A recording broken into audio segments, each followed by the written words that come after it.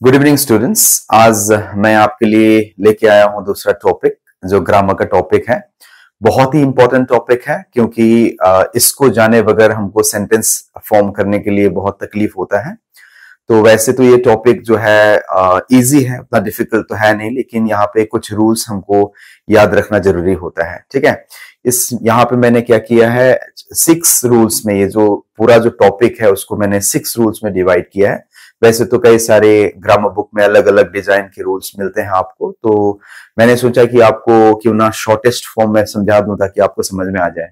ये जो आपने देखा बोर्ड में लिखा हुआ है डायरेक्ट इनडायरेक्ट स्पीच, कभी कभी हम बोलते हैं नरेशन, कोई कोई स्टेट बोर्ड्स में क्या बोला जाता है, नरेशन बोला जाता है, और हम बोलते हैं सीबीएसई के हिसाब से बोलते हैं डायरेक्ट इनडायरेक्ट स्पीच। ठीक है, और ये सीबीएसई का सिलेबस है, स्टेट बोर्ड्स का सिलेबस है।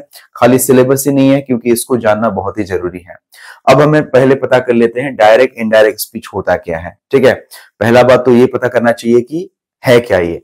जैसे कि मैं अगर आपसे डायरेक्टली बात कर रहा हूं, वो क्या होता है, डायरेक्ट स्पीच होता है। ठीक है, अगर मैं आपसे बात नहीं कर रहा हूं, आपसे किसी दूसरे के बारे में पूछ रहा हूं और दूसरा का जो स्टेटमेंट आप मुझे बता रहे हो वो क्या हो जाता है, इनडायरेक्ट हो जाता है। जैसे कि मैं आपको आपके बारे में पूछ रहा हूं, आप क्यों स्कूल आए, नहीं आए, तो आप क्या बोल रहे हो, आप अपने बारे में बोल रहे हो, वो क्या हो जाता है, डायरेक्ट हो जाता है। अगर मैं पूछूं कि आपके दोस्त के बारे में, सो एंड सो आपका जो दोस्त है वो क्यों स्कूल नहीं आया, तो आपको क्या है, उसने मुझे बताया, वो क्या हो जाता है, इनडायरेक्ट हो जाता है। आप मुझे इन्फॉर्म कर रहे हो लेकिन आपके बारे में नहीं कर रहे हो, कोई थर्ड पार्टी के बारे में कर रहे हो जो इनडायरेक्ट होता है ना। आप कर रहे हो लेकिन आपके बारे में नहीं, कोई तीसरा जो आदमी है जिसके बारे में आप बात कर रहे हो, वो जो होता है स्टेटमेंट जिसका दे रहे हो, वो होता है क्या होता है, इनडायरेक्ट स्पीच होता है। तो डायरेक्ट इनडायरेक्ट स्पीच में हमको क्या याद रखना जरूरी है, 6 रूल्स जो मैंने आपके लिए बनाया है। वैसे तो रूल्स मैंने यहाँ बोर्ड में लिखा नहीं, जैसे तो आपको पता ही है बोर्ड बहुत छोटा है और पार्ट बाय पार्ट करना उतना आसान है नहीं।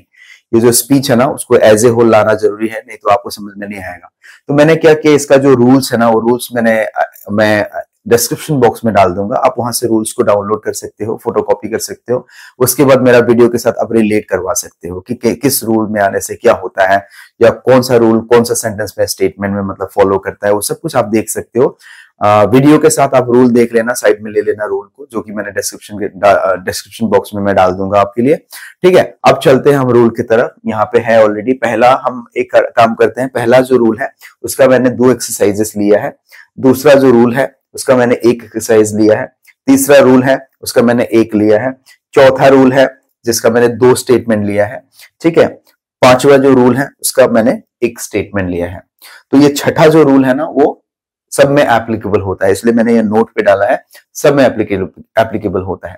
ये जो 6 रूल्स मैंने बनाया है वो डिस्क्रिप्शन बॉक्स में आपको मिल जाएगा। ठीक है, मैंने 2-2 क्यों लिया है, आपको पता चल ही जाएगा कि 2-2 क्यों लिया, यहाँ पे 1 लिया है तो यहाँ पे 2 क्यों लिया, इसका आपको पता चल जाएगा जब हम डिटेल्स में डिस्कस करेंगे, तब आपको पता चल जाएगा हमने लिया क्यों। ठीक है, देखिए डायरेक्ट इनडायरेक्ट स्पीच में क्या होता है, आपको देखना होगा, ये 2 हिस्सों में रहता है। ठीक है, आप देख सकते हो, ये पहला हिस्सा हो गया, ये सेकंड हिस्सा हो गया, सेकंड पार्ट हो गया, ये पहला पार्ट हुआ, सेकंड पार्ट हुआ, पहला पार्ट हुआ, सेकंड पार्ट हुआ। ये जो डायरेक्ट इनडायरेक्ट स्पीच होता है ना, वो क्या होता है, 2 पार्ट में होता है।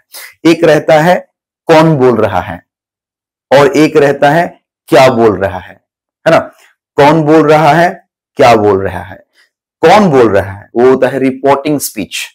ठीक है, कौन बोल रहा है, दो स्पीकर जो होता है ना, वो क्या होता है, रिपोर्टिंग स्पीच, और जो क्या बोल रहा है वो होता है रिपोर्टेड स्पीच। हमको याद रखना जरूरी है। रिपोर्टिंग कौन रिपोर्ट कर रहा है, रिपोर्टेड किसके बारे में रिपोर्ट कर रहा है, क्या है, क्या बोल रहा है, वो रिपोर्टेड स्पीच होता है। ठीक है, वो हमको डिफरेंशिएट करना जरूरी है। कोई कोई क्या करते हैं कि ये आगे वाला रिपोर्टिंग पीछे वाला रिपोर्टेड लगा देते हैं, लेकिन कभी कभी क्या होता है, ये जो रिपोर्टिंग होता है पीछे में दिखाई देता है आपको, तब आप क्या करोगे। तो रिपोर्टिंग का मतलब है कौन बोल रहा है और रिपोर्टेड का मतलब है क्या बोल रहा है। चलिए हम रूल नंबर 1 के तरफ जाते हैं। अब ये स्टेटमेंट के जरिए आप रूल नंबर 1 को समझ सकते हो। देखिए ये अगर पास्ट टेंस में दिखाई दे रहा, पास्ट टेंस, ही सेड, ये पास्ट टेंस में है। अगर ये पास्ट टेंस में है तो रूल के हिसाब से ये पास्ट टेंस में होना चाहिए। ठीक है, रूल नंबर 1 पता चला आपको।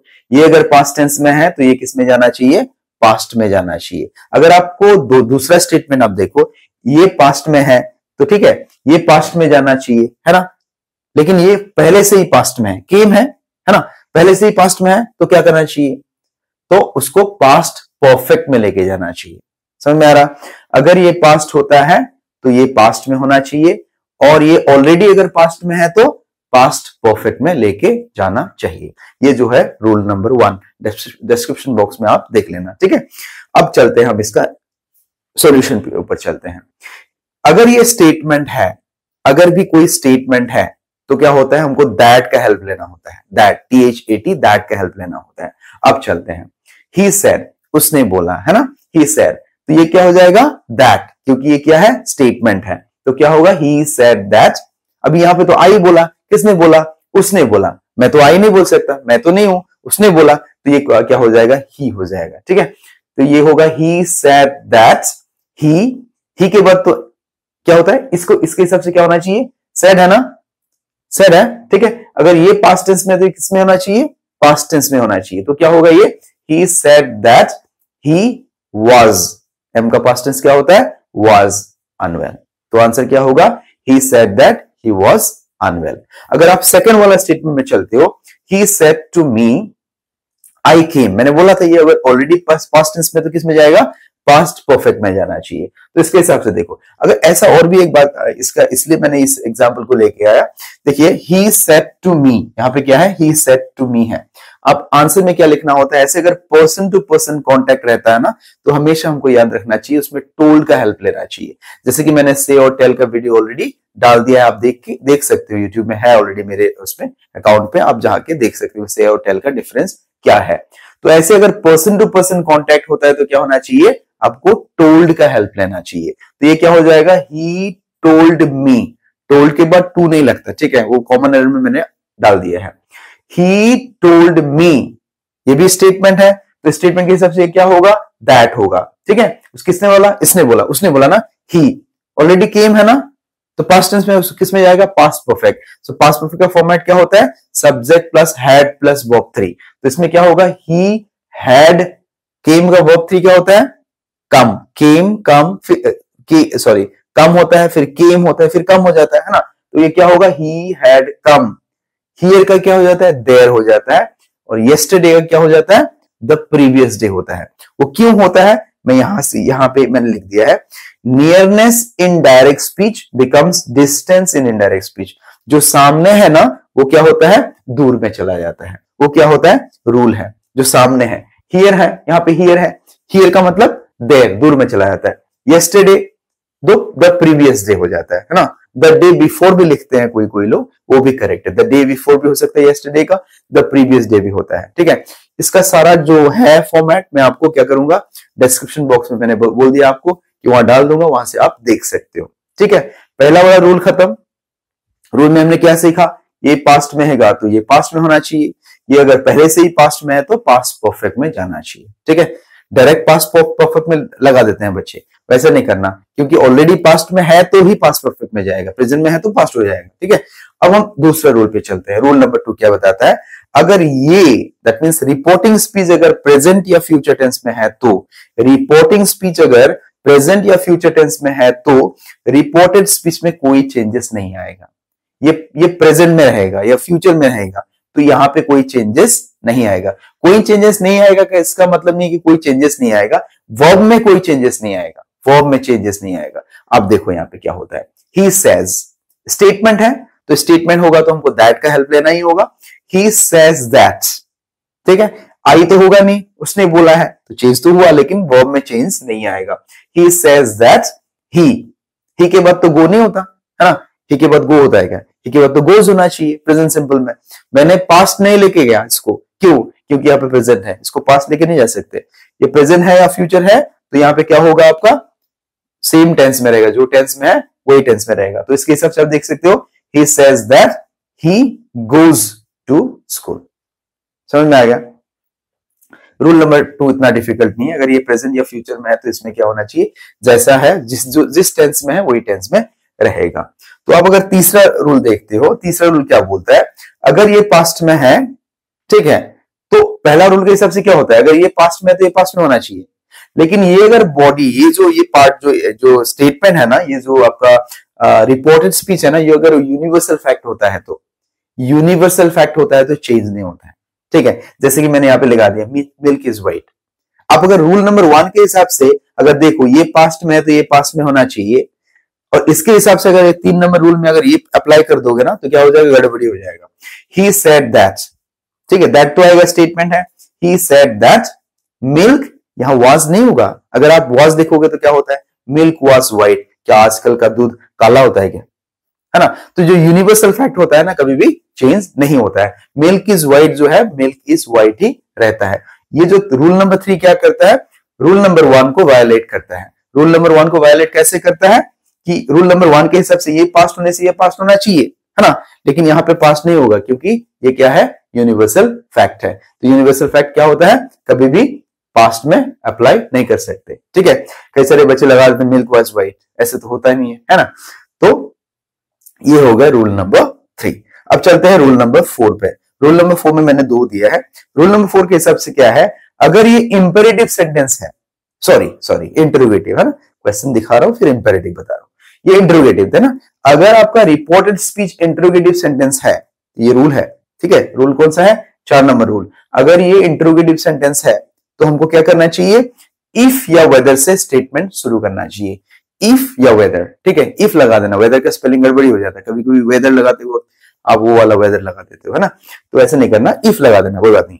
तो क्या होगा ये यहाँ पे, अगर ये आपका इंटरोगेटिव है तो क्या होता है, इफ या वेदर से शुरू होता है, लेकिन वहां पे एक कंडीशन है, अगर क्वेश्चन का फर्स्ट लेटर WH होता है तो इफ या वेदर एप्लीकेबल नहीं होता है।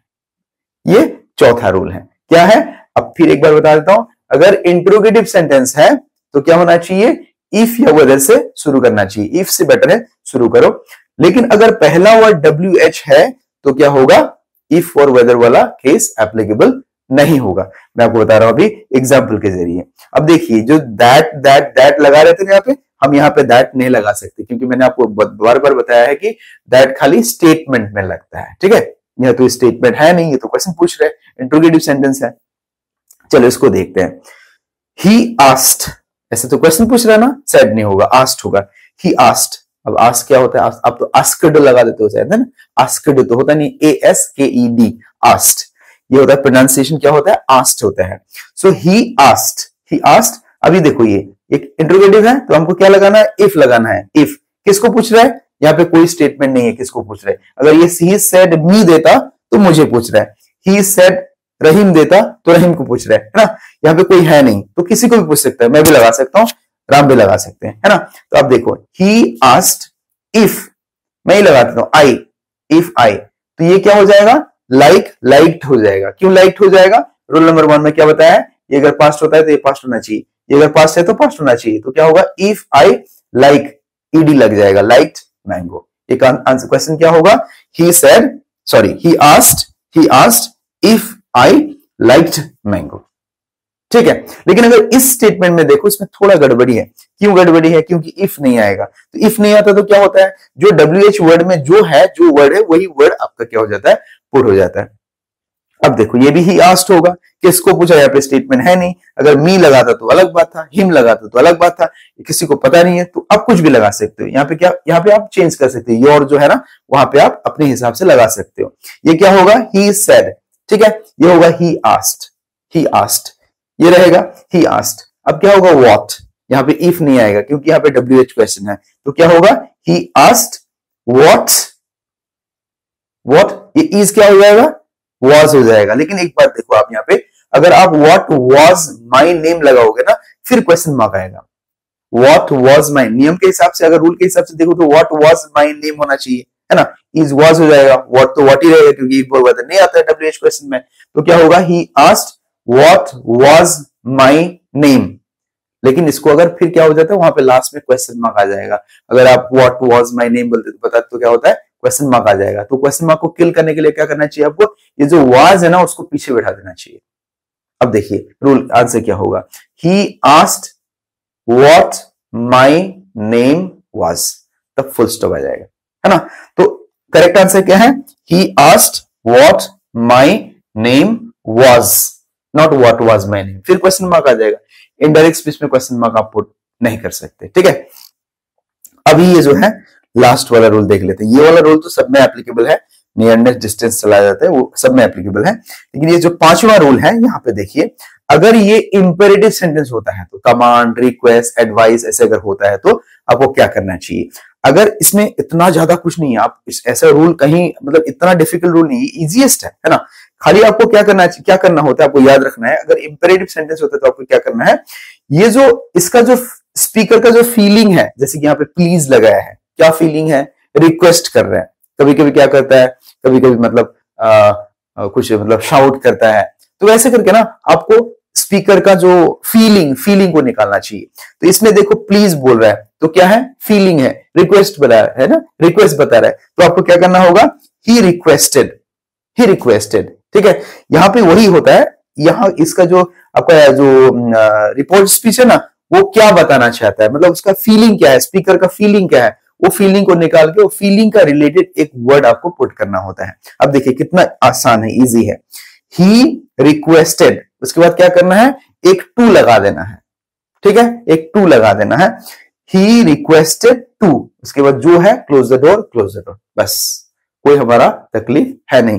क्या होगा, he requested to close the door. ये जो प्लीज है, प्लीज फिर नहीं लगा सकते क्योंकि प्लीज यहां पे ऑलरेडी अपने रिक्वेस्टेड लगा लिया। कभी कभी क्या होता है, डायरेक्टली क्लोज द डोर दे देता है, प्लीज नहीं देता, तो क्या हो सकता है, कमांडेड भी हो सकता है, इंस्ट्रक्टेड भी हो सकता है। तो ऐसे क्या है ना कि आपको इसका फीलिंग निकालना बहुत जरूरी है, कि स्पीकर का फीलिंग कैसा है वो निकालना बहुत जरूरी है जब ये इंपेरेटिव सेंटेंस होता है। तो ये जो 6 रूल्स, ये तो है आपका बता ही दिया, universal rule for all the sentences. इसमें क्या होता है, सब में एप्लीकेबल होता है, मतलब सामने वाला चीज दूर चला जाता है, ही देयर हो जाता है, टुडे दैट डे हो जाता है, टुमारो नेक्स्ट डे हो जाता है, नेक्स्ट डे हो जाता है, यस्टरडे द प्रीवियस डे हो जाता है ना, वैसे करके नाउ देन हो जाता है, THEN देन, ठीक है, नाउ देन हो जाता है। तो वैसे करके आपका क्या है ना, ऐसे करके ये जो रूल है सब में अप्लाइड है, इसलिए ये रूल के बारे में मैं यहाँ पे डिस्कस इतना ज्यादा करके फायदा है नहीं। तो आप एग्जाम्पल करते जाओ, अगर तकलीफ होता है तो आपको फिर वीडियो लेके मैं आपको समझा दूंगा। अब देखिए कि ये जो हमारा ये जो है ना आज का जो वीडियो है वो पार्ट 1 है, ठीक है। पार्ट 1 में हमने क्या सीखा है, डायरेक्ट टू इनडायरेक्ट सीखा है हमने, ठीक है, डायरेक्ट टू इनडायरेक्ट हमने सीखा है। मैं पार्ट 2 लेके आऊंगा जहां मैं आपको समझाऊंगा क्या डायरेक्ट, ये इनडायरेक्ट टू डायरेक्ट, कैसे इनडायरेक्ट से डायरेक्ट लाया जा सकता है। लेकिन जो डायरेक्ट टू इनडायरेक्ट बहुत जरूरी है, स्पेशली सीबीएसई स्टूडेंट्स के लिए। जैसे कि मैं सीबीएसई स्कूल में पढ़ाता हूं, तो सीबीएसई स्कूल का स्टूडेंट्स मेरा प्राइम फोकस रहता है, ठीक है। तो क्या होता है, ये जो सीबीएसई में क्या होता है ना, नॉर्मली डायरेक्ट टू इनडायरेक्ट ही पूछा जाता है, इनडायरेक्ट टू डायरेक्ट पूछते नहीं है। फिर कई सारे स्टेट बोर्ड्स क्या करते हैं, इनडायरेक्ट टू डायरेक्ट भी पूछते हैं।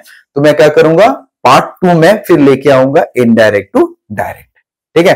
तो आज के लिए इतना ही, हो सकता है कि आपको समझ में आ गया। और रूल्स वगैरह जो मैंने बोला अभी, सब रूल्स आपको कहां मिलेगा, डिस्क्रिप्शन बॉक्स में मिल जाएगा, ठीक है। फिर मिलते हैं